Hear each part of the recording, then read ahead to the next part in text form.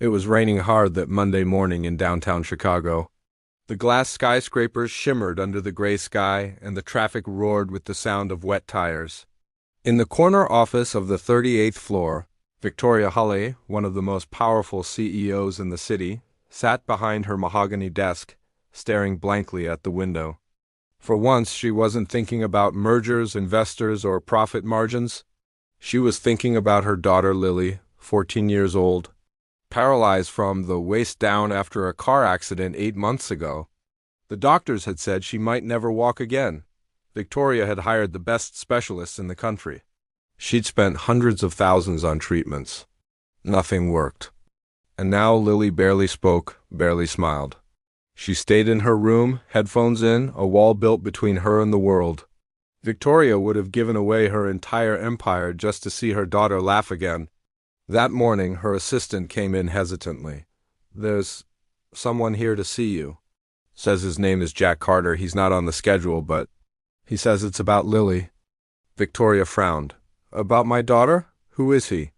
The assistant shrugged. "Single dad. Used to be a physical therapist. Says he can help." Normally, she would have said no immediately. But something, maybe desperation, maybe hope, made her say, "Send him in." Jack Carter was nothing like the polished experts Victoria had been dealing with. He was in his mid-30s, wore a simple plaid shirt, and had calloused hands that looked like they belonged to someone who worked with wood or engines. He carried a small duffel bag. "I heard about Lily," he said quietly. "I know you've tried everything, but I think I can help her." Victoria narrowed her eyes. "You think you can help? Do you know how many professionals have failed? What makes you so special?" Jack glanced down for a moment, then back up. His voice softened. "Because I know what it's like. My own daughter was in a wheelchair for 3 years. Everyone told me to accept it. I didn't, and now she's running around like nothing happened." Victoria's jaw tightened. "What do you want? Money? Publicity?" Jack shook his head. "Just a chance. That's all." Something about his steady gaze made her pause. Against her better judgment, she agreed. The first day Jack met Lily, she barely looked at him. She sat in her wheelchair, hoodie pulled over her head, scrolling on her phone. Jack crouched down so he was at her eye level. "You know," he said with a grin, "when I was your age, I could barely stand without falling over. I had legs like spaghetti noodles." Lily glanced up for a fraction of a second, then went back to her phone. "That's okay," Jack said. "You don't have to talk to me yet. I'll just sit here and look ridiculous until you do." He sat cross-legged on the floor and waited. For 10 whole minutes. Finally, Lily smirked. "You are ridiculous." Jack's grin widened. Finally, a smile. "We're making progress already." Over the next few weeks, Jack worked with Lily every day. But it wasn't just exercises and therapy. He told her stories, made her laugh, got her to open up about her favorite music, her art, her fear that she'd never be normal again. One afternoon, Victoria came home early and saw them in the living room. Lily was balancing on parallel bars, sweat dripping down her forehead, Jack standing close but not holding her. "You're doing it," Jack said softly. Lily took one shaky step, then another, and collapsed into the wheelchair, laughing. Victoria covered her mouth with her hand.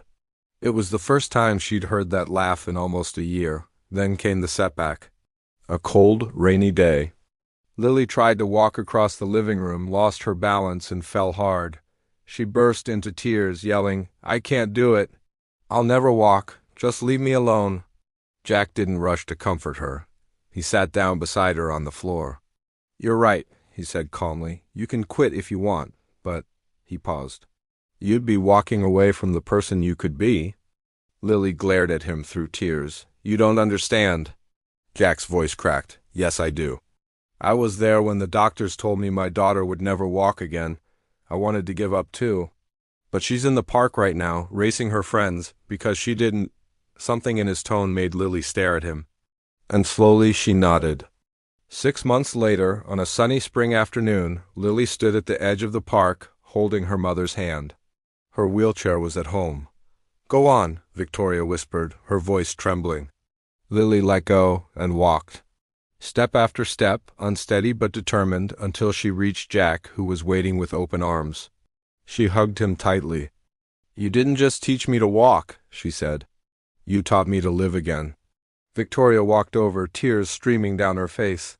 Jack, I don't know how to thank you. He smiled. You already did. Look at her. That night, Victoria looked out her window at the glittering city skyline. She realized something. Success wasn't the number in her bank account or the size of her office. It was the sound of her daughter's laughter echoing through the house. And all because a single dad had walked in and said, let me help her. Final message. Kindness I send tells about what you give. Sometimes it's about believing in someone when they've forgotten how to believe in themselves.